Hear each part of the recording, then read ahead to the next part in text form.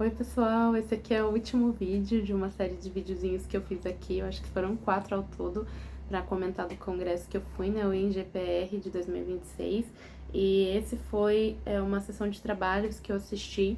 Eu tinha marcado de assistir uma outra sessão, mas eu já tava com muita dor de cabeça, eu tava muito cansada, e eu ainda ia pro trabalho de noite, né, então assim, não deu pra assistir, mas deu pra assistir esses e eu quero compartilhar com vocês, porque tiveram discussões, assim, riquíssimas nessa sessão, inclusive quando já tinha dado o horário, já era pra ter acabado, eles ainda estavam falando, sabe? Eu, tipo assim, gente do céu. E a minha amiga que tava na sala do lado, né, ela tava em outra sessão, ela, tipo assim, já acabou aqui, vou te esperar.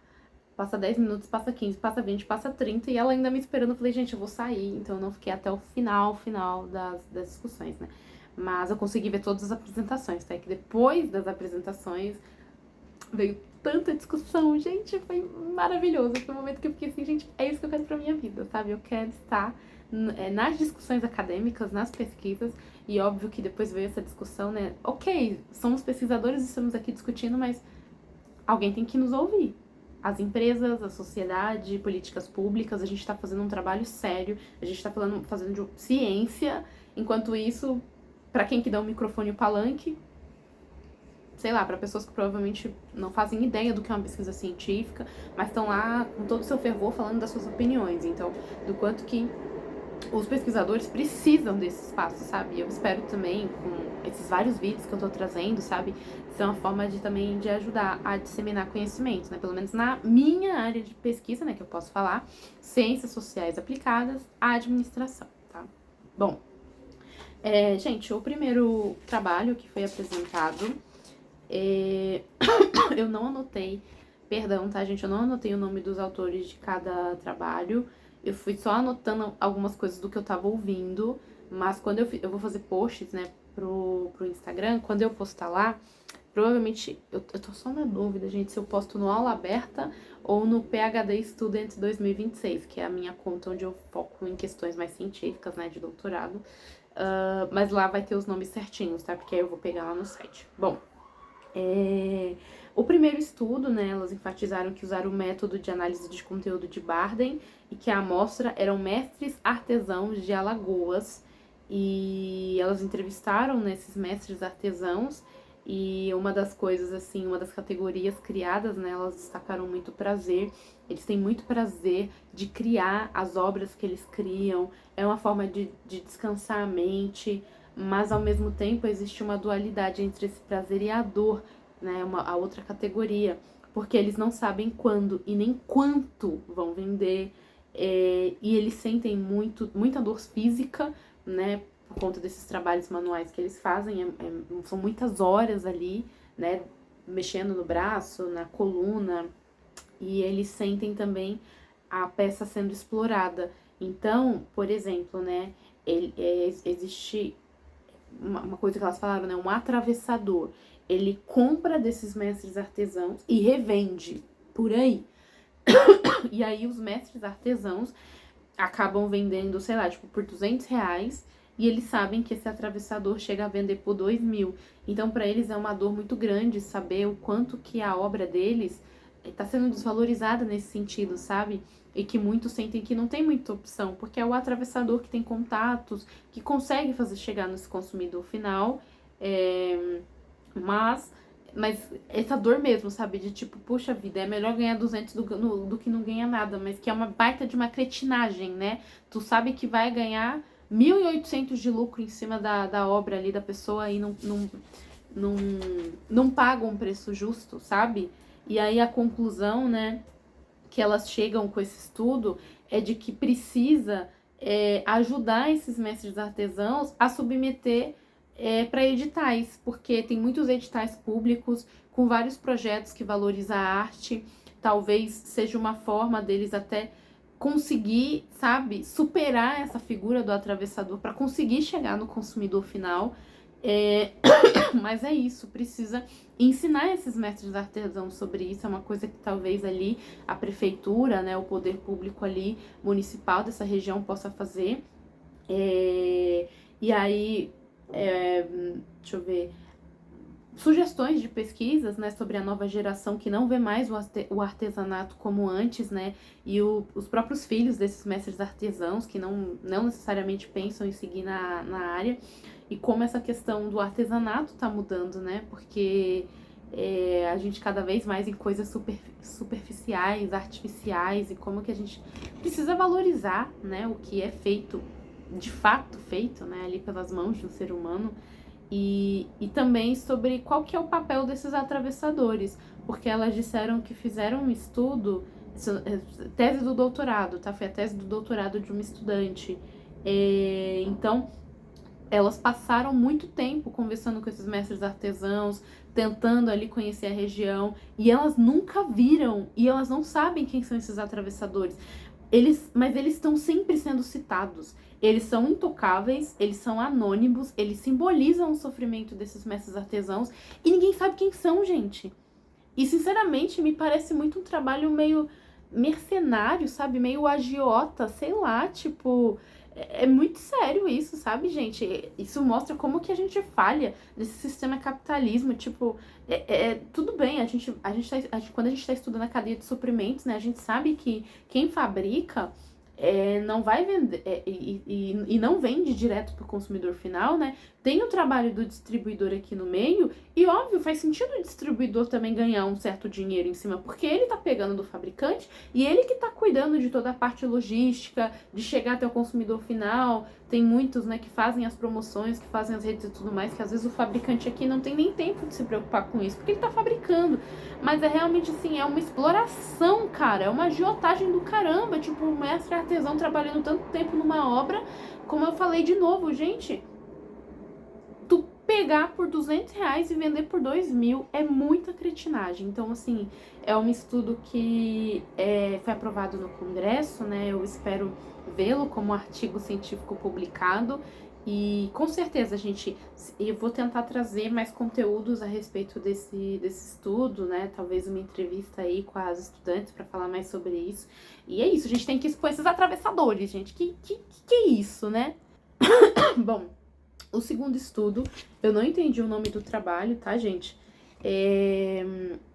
Eu não entendi muita coisa que foi dita. Eu acho que eu perdi ali, eu até conversei com um colega do lado, mas enfim... Mas é interessante, né, que ele começa assim, né, no Brasil, a gente tem uma transição de emprego registrado, né, CLT e tudo mais, para informalidade e para automação, né? E quais seriam os mal-estares dessas novas transições? Transições que ainda vão acontecer, que a gente nem sabe, né?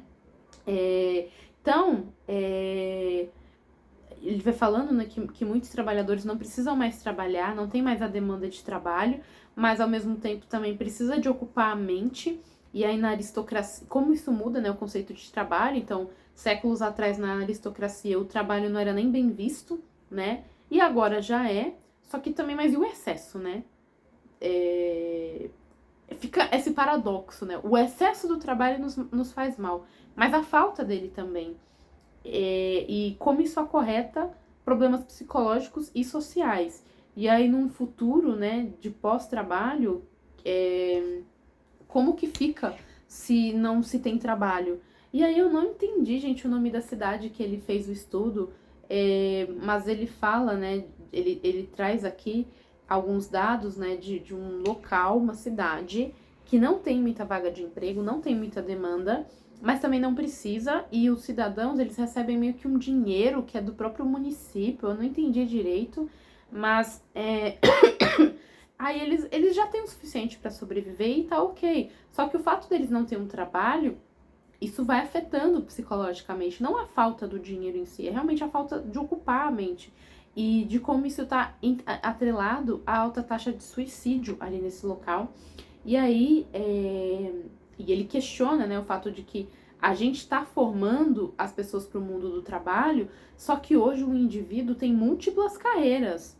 Independente se você gosta ou não, tá, gente? Você achar que vai se formar numa coisa e vai trabalhar o resto da vida naquilo, gente, foi-se o tempo, sabe? Hoje você trabalha numa função, de repente você tá em outra, em outro setor, em outra empresa e assim vai. E a importância de ter carreira, de ter na faculdade, nos cursos, a gente tem que pensar nas humanidades, né? Porque não pode ser só o indivíduo para o trabalho, tem que ser o indivíduo para ele também, né? O que ele vai fazer, como ele vai se desenvolver. E aí ele cita, né, que nessa cidade tem aulas onde os alunos vão limpar a praça, eles moram em coletivos, então existe uma mudança de concepção que a gente precisa estudar mais, porque talvez o recorte dessa cidade, que eu não vou lembrar, não sei nem se é no Brasil ou se é lá fora, pode se acabar sendo essa tendência, né, para o resto do mundo, já se fala em renda universal, e como construir ambientes de bem-estar, né, para que a gente, num futuro onde a gente não precisa mais trabalhar, ou não se tem mais trabalho, como é que vai se dar o nosso bem-estar, né? Então, esse foi o segundo estudo que surge com esse questionamento, né? Essa agenda de pesquisa. O terceiro estudo é sobre a saúde mental dos professores, antecedentes organizacionais e consequências institucionais. Então, começa dizendo, né, sobre como a gente individualiza o sofrimento. Se tem um professor sofrendo, é uma questão com ele, né? Mas na verdade é uma questão coletiva, né, que tá de várias profissões, mas em específico aqui dos professores, né, que é o fruto do estudo, são muitos professores adoecendo, então tem que se mudar alguma coisa no sistema ali dessa profissão, não é culpa do professor, não é responsabilidade do professor, a partir do momento que você tem essa alta taxa de professores afastados e adoecidos mentalmente, aí você tem que começar a rever as estruturas desse trabalho, a gente começar a rever essas metas, né. E aí ela cita da comissão de assédio moral que quando a pessoa chega ali, ela já tá muito adoecida. E é pouco efetivo, porque é uma coisa quando você tá no início, né? E realmente, gente, quando a gente tá adoecendo, a gente evita falar, a gente evita comentar, a gente tenta buscar ajuda sozinho, mas de forma que não atrapalhe o nosso trabalho. Porque a gente sabe que no meio dessa roda toda a gente é só um número e a gente é super substituível, né? A culpa acaba recaindo um pouco na gente. Só que quando chega um estágio que a gente já realmente não aguenta mais, aí, cara, a gente já tá tão fudidaça que nem procurar terapia, né? Geralmente você procura quando você já tá só o bagaço. E aí ela fala, né, que aí já não tem muito o que fazer, já tá num estágio muito avançado, e é pouco efetivo porque o abusador geralmente se mantém ali, né, quem tá causando o sofrimento psíquico, as pessoas, né, às vezes não é só uma pessoa, e aí é você que ou muda de escola, ou então você sai do sistema, e o sistema permanece, com os abusadores ainda se perpetuando ali, né, esse ciclo de sofrimento. Então, a pessoa faz tratamento, por exemplo, fica afastado, e o que acontece depois? Ela volta para o mesmo lugar ou para o mesmo sistema que a adoeceu. Então, enquanto o sistema não muda, vai continuar adoecendo, gente, né? É uma máquina de moer professores, né? O jeito que tá. E aí, nesse trabalho inicial dela, né? Ainda tá em fase, né? Ela já trabalhou muitos anos na área, tá? Por isso que ela fala com propriedade das comissões de assédio moral. Mas as pessoas não estão conseguindo lidar com a transição. E a próxima década está sendo assim, uma década de transição, né, das relações de trabalho, porque o trabalho deveria ser fonte de pertencimento, e aí casa com aquele trabalho anterior, né, desse município, né, que o professor pesquisador falou, de que não dá pra gente ficar sem trabalhar, mas também não dá pra gente ficar trabalhando no excesso. A gente tem que trabalhar num lugar que é fonte de pertencimento e não de sofrimento. E é difícil, né? Ainda mais a gente que é professor, muitos de nós, a gente ama a nossa profissão. Só que a gente é sugado de um jeito que a gente tem que se repetir e lembrar. Ah, porque trabalha por amor. Não, eu tenho boletos e contas pra pagar igual todo mundo. A mesma coisa enfermagem. Ah, porque trabalha por amor. Óbvio que você tem que gostar de pessoas, você tem que ter um mínimo ali, né?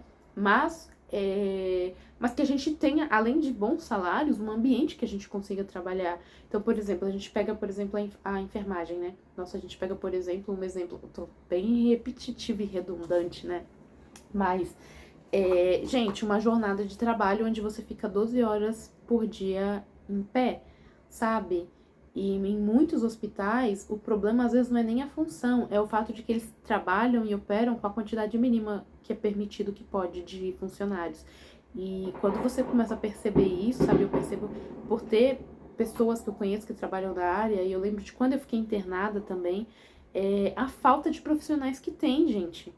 São poucos profissionais para dar conta ali de vários corredores, sabe? Você precisa ter mais funcionário, mas não contrata, né? Eita, outro gol de quem? Foi do Japão? Foi da Holanda? Peraí, gente. Foi um gol aqui na Copa. Gol do Japão, gente, tá empatado, 2-2 Holanda. Tá, então ela falou sobre isso, né, a pesquisa. Eu confesso que eu tava esperando uma pesquisa num estágio mais avançado, porque quando falou de antecedentes e consequentes institucionais, eu tava assim, nossa, pronta pra já anotar aqui as coisas, mas ainda tá num estágio bem inicial de pesquisa, que ela comentou, tá? Bom, e por fim, nessa sessão de trabalho, né, a gente teve um artigo sobre adoecimento no mercado jurídico para ingressantes na carreira, né? Então, como que a cultura organizacional dos advogados mexe com os jovens advogados, né? Então, ela tá falando sobre trabalho decente, né? Que tem 5 categorias disso, mas que tem regras implícitas e explícitas. E aí, aqui no meio jurídico tem uma regra de que o esgotamento é necessário e normal. Não só no meio jurídico, tá, gente? Eu vou te dizer que em muitas outras áreas tá exportando isso também. Mas no caso dela, né, ela foca no meio jurídico, até porque ela trabalha com isso. Então, você tem muita exigência e muita cobrança por meta que é excessiva, só que todo mundo considera normal. É normal sofrer, é normal estar cansado. E aí ela tá fazendo uma pesquisa qualitativa, né, exploratória, através de entrevistas, com a visão interpretativista construtivista. E aí a pesquisadora, ela faz um diário de campo, né, e ela fala assim, que para ela é muito difícil, às vezes, separar o momento que ela tá como pesquisadora e o momento que ela tá como ser humano, porque ela já trabalhou no meio jurídico, ela já passou por muitas coisas, o marido dela trabalha com isso, ela é professora, inclusive para ela é muito triste quando ela vê ex-alunos, sabe, que estão sofrendo ali no mercado. E, bom, então ela abre esse parênteses, né, dessa situação, e aí dos resultados, né, até o momento dessa pesquisa, que esses jovens advogados, eles relatam, né, em comum, foram várias entrevistas, né, a disponibilidade de suportar pressão, a sensação permanente de que eles são insuficientes, o silenciamento, não é bem visto você falar do cansaço, você tem medo de impor limites para não se sentir inadequado ali na sua roda de amigos, é muito internalizado e muitos chefes dizem abertamente isso, gente. Não, tá cansado, mas isso é normal, você aguenta, você supera, não sei o que, então assim, muita coisa. Se você parar pra falar, gente, se você denuncia, tá errado um chefe dizer um negócio como esse, sabe? Ah, tá doente, mas foda-se, vem trabalhar. E aí ela fala, né, que alguns se adaptam, seja por dinheiro, seja por um ego, para mostrar que merece estar ali. Outros negociam limites e às vezes não conseguem negociar no lugar que tá trabalhando, então meio que pensa assim, tá, eu vou aguentar aqui por mais 2 anos, por 3, 4, 5 anos, que seja para botar no meu currículo, e aí eu vou embora. Ou eu vou para outra empresa, ou eu vou pro setor público, ou eu vou mudar de área, né? Então meio que você coloca isso. E quando muda de empresa, né, já vem meio que com aquilo ali na cabeça. Desde a entrevista eu vou falar, olha, eu vou fazer isso e isso, e não vou fazer mais que isso, né? Eu não vou, precisa fazer hora extra? Tá, mas com que frequência precisa fazer hora extra, né? Uma coisa é pontualmente, algumas vezes no mês. Agora, todo dia, toda semana, né? Então, e muitos também com esse pensamento, né, de ir pro interior. Só que aí também eles sentem... Alguns, né, que inclusive já estão meio que nessa transição ali, que eles são vistos como alguém que não quer crescer na carreira, né? Então, se você impõe esses limites, não quero todo dia fazer hora extra, não quero todo dia ter que ficar fazendo o trabalho dos outros, eu não quero... Aí você começa a impor limites, você não quer crescer na carreira, né? Você só quer ficar aí. E às vezes, realmente, a pessoa não quer crescer, gente. A pessoa não quer estar na posição de supervisor, não quer ser chefe, ela quer fazer o dela, ganhar o salário e ir embora, né? E a gente não muda a cultura, a gente adapta ela, né? Isso a pesquisadora falou. Então, a crítica disso, né? Por mais que você não vai conseguir mudar essa cultura no meio jurídico, mas que o fato de que essa discussão e esse tema está sendo levantado, para que isso seja pelo menos uma pedrinha no sapato, né? Que incomode um pouquinho. Bom, deixa eu ver. Bom, gente, foram os 4 trabalhos que teve nessa sessão. Eu realmente amei muito, e agora eu vou pros comentários ali que eu acompanhei, né? Depois foi toda uma discussão ali sobre a identidade, né? Então, Antes, a identidade era com base no sobrenome da família, né? Tipo, você é filho de quem, né? Hoje é com base no trabalho. Com o que você trabalha? Até no Tinder, né? Teve um professor que até falou o exemplo. Você tá conhecendo uma pessoa. Qual é o seu nome? Quantos anos você tem? O que você faz? Já pensando no trabalho, né? Mas e no futuro? O que vai ter no futuro? E um futuro que pode parecer distante, mas talvez a gente tá falando de coisas que vão ser daqui a 3, 4, 5 anos, gente. Não é tanto tempo assim, né? Então, é uma desconstrução que a Revolução Industrial trouxe e agora a gente tá tendo que desconstruir isso e pensar, sem o nosso trabalho, qual que é a nossa identidade? Quem nós somos, né? E o nosso tempo? Então, o conceito do trabalho, né, pela psicologia clínica, deixa eu ver aqui, temos ótimas clínicas para tratar o capitalismo industrial, mas não é mais só sobre isso, né? E aí tem alguns termos, gente, que eles vão usando, que eu confesso que eu não sou muito dessa área, né? Então eu fui pegando ali algumas coisas, mas e o sentido do trabalho, né, para o brasileiro e para os demais da América Latina, será que é diferente de quem tá, né, no norte global? E uma coisa que eles falaram, né? A sociologia clínica nasceu na França, mas hoje, aqui na América Latina, a gente tem muito mais discussão e questão sobre isso do que lá. Isso não vai chegar no mainstream, porque isso não é uma discussão que existe lá, né? Inclusive, tem um colóquio que vai ter no Chile, que eles falaram, que agora eu quero saber que colóquio que é esse, se vai ter alguma coisa online, porque eu quero participar. Porque eles falaram que esse tema da sociologia clínica, né? Essa questão do trabalho e saúde do trabalhador e não sei o que, tá muito em alta aqui na América Latina, gente. Muito. E você vê que lá na França, gente, na França, não estão se discutindo muito isso. E eu acho que esse é um exemplo muito claro quando a gente fala que tem trabalhos que a gente faz que faz sentido ir para fora e tem trabalhos que não faz. Esse tipo de tema, né, os pesquisadores falaram, não adianta, não vai chegar no norte global, porque não os interessa. Eles estão em outra fase, talvez, né? E dane-se se não interessa para eles, nos interessa. Então nós temos que fazer mais pesquisa sobre isso, nós temos que falar sobre isso, e não falo só sobre uma questão de pesquisa científica, gente, é uma questão porque todos nós somos trabalhadores, todos nós, em alguma medida, passamos em algum momento na nossa vida por uma espécie de sofrimento em algum lugar que a gente trabalhava, seja por um chefe abusivo, seja por uma rotina insana. Inclusive, essa pesquisadora que estudou sobre o meio jurídico, ela falou assim que entrevistou uma pessoa que falou que teve semana de chegar a trabalhar 80 horas. Gente, vocês têm noção disso, cara? Porque precisava, era tanta demanda. Ela tava basicamente, ela sentia que ela tirava cochilos e já voltava a trabalhar, né? Então, o quanto isso é importante, né? O quanto a relação com o trabalho tá diferente, o quanto você muitas vezes se forma para uma área, mas talvez acaba atuando em outra, e como que um trabalho tá indo além da necessidade do dinheiro. A gente precisa do dinheiro, ponto, a gente precisa, verdade. E eu acho um absurdo ter tanta vaga de emprego que não consegue te pagar o suficiente para você se sustentar. A gente tá falando do quê? De pagar um aluguel, de pagar suas contas básicas e de alimentação, gente. Todo trabalho deveria te pagar o suficiente para isso. E óbvio, a gente quer ganhar mais para ter mais coisas, mas às vezes, gente, a gente só quer qualidade de vida, né? Então o sentido do trabalho tá mudando. E aí uma curiosidade, né, que um dos pesquisadores falou, que ele disse que pro indígena não existe o conceito do trabalho, tá? Como isso é diferente, né? Pra gente o trabalho parece que tá no nosso centro da vida. Para eles não, porque eles têm uma concepção diferente, né, de produzir aquilo que precisa para o sustento. E aí eles citam exemplos de funcionários da CEMIG que o trabalho para eles era tão importante que quando eles eram obrigados a se aposentar, eles saíam vestidos do uniforme, ficavam na pracinha para as famílias não saberem que eles não estavam mais trabalhando, porque para eles era um motivo de orgulho ser visto como um funcionário. E a partir do momento que eles estão aposentados e não trabalham, parece que perdeu o sentido da vida.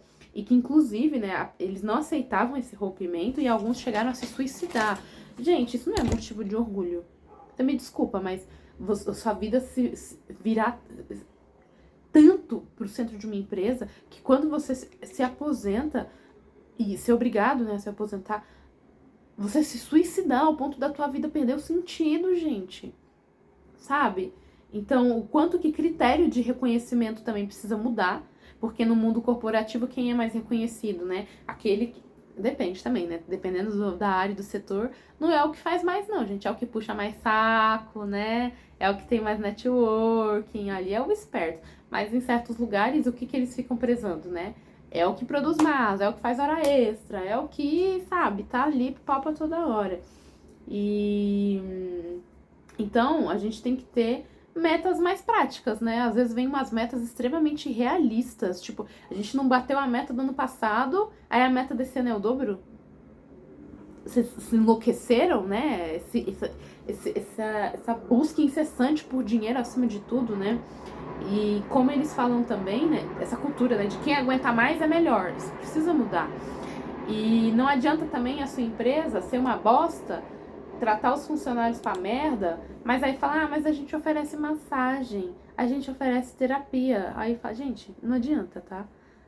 Pra muitas pessoas, antes isso até podia ser um mal, mas agora, na verdade, vira até um sinal de alerta, né? Quando você vai ver uma vaga de emprego, você vê esse tipo de benefício, lógico, gente, tem empresas e empresas, mas já te acende até uma bandeira vermelha. Gente, por que essa empresa tá oferecendo terapia e massagem? O que eles fazem com os funcionários, né? Inclusive, eu tenho uma amiga minha, e enquanto eu tava ouvindo, eu lembrei dela, né? De tipo assim, a empresa dela tem várias coisas legais. A empresa que ela trabalhava, né? Não trabalha mais. Tinha muitas coisas legais, eles ofereciam terapia e um monte de coisa, assim e tal. Mas o quanto era normalizado ter essas semanas de burnout. As semanas em que todo mundo tinha que fazer hora extra, trabalhar mais e ficar ali fazendo um monte de coisa. E como isso era normalizado, sabe? Aí fica, mas olha como eles são legais, eles fornecem terapia. Aí no final das contas ela confundiu o burnout, né? Aí na hora que precisa de afastamento, alguma coisa, aí já não é mais tão bem visto, né? Então, eu sou o trabalho, mas se eu perco o trabalho, o que que eu sou? E quando a gente pergunta para uma criança o que que vai ser, o que que você vai ser quando crescer, que a gente pare de esperar uma resposta com uma profissão. Ah, sabe, o que que você vai trabalhar quando crescer? Não, gente, você tá perguntando o que que você vai ser quando crescer. O que que você quer ser? Esquece o trabalho, tira o trabalho da equação. O que que te sobra de resposta, né? E profissionais que sofrem e anos depois sobem na carreira. E aí quando sobe na carreira e entra no cargo de gestão, faz a mesma coisa que fizeram com ele. Por que que algumas pessoas não adoecem num ambiente tão violento? Quais os recursos que usam e quais as consequências disso? Foi a pergunta que fizeram, que seria interessante ter mais pesquisas fazendo disso, porque, de fato, numa cultura de adoecimento, mesmo que muita gente disfarce, tem muita gente sofrendo. Tanto que, de novo, né? Estratégia individual a longo prazo não aguenta. Porque não é uma coisa individual, é coletiva. Mas como que tem gente que consegue, gente, sobreviver nesse tipo de ambiente? Aí eu chuto aqui uma resposta, às vezes eu acho que é um pouco de sadismo, sabe? Eu acho que algumas pessoas, elas gostam de estar num ambiente extremamente competitivo, caótico, desse jeito. Elas gostam porque elas querem estar numa posição onde elas vão pisar em alguém em algum momento. Então elas aguentam ser pisadas um pouco, porque isso as motiva, porque elas sabem que em algum momento, sabe, esse ego também, eu vou chegar lá, que eu também vou pisar nos outros. Não sei, gente, mas isso sou eu, Tainá, falando sem base teórica, sem argumento, só falando, né? Eu amaria muito saber. Inclusive, eu participei de uma palestra, né, com um empresário e algumas coisas assim que ele foi falando e eu pensando assim, ai, gente, muita coisa fez muito sentido. E muita coisa eu concordo. Mas tinha umas coisas assim que eu ficava, ai, que bosta, gente. Que merda que a gente é dominado por esse tipo de pensamento, né, nas empresas. Bom, gente, é isso. Esse foi o meu resumão do congresso. E eu acho que a coisa mais preciosa que eu ganhei ali foram esses meus amigos que a gente fez amizade, né? A Evelyn, o Gabriel e a... Ai, gente, esqueci o nome da quarta. Oh, meu Deus. Desculpa, perdão. Me fugiu agora a cabeça no nome. Mas que a gente vai fazer um artigo, né? A gente vai trabalhar juntos numa pesquisa. E é isso, gente. O próximo congresso eu acho que é o Enampad, que vai ser em setembro. Quando tiver o Enampad, pode ter certeza, a gente vai trazer, se eu conseguir ir pro Enampad, né? Que eu ainda tô articulando como é que eu vou fazer pra ir. Mas se eu conseguir trazer muitos conteúdos pra vocês sobre o congresso, tá bom? Um beijo, até o próximo vídeo.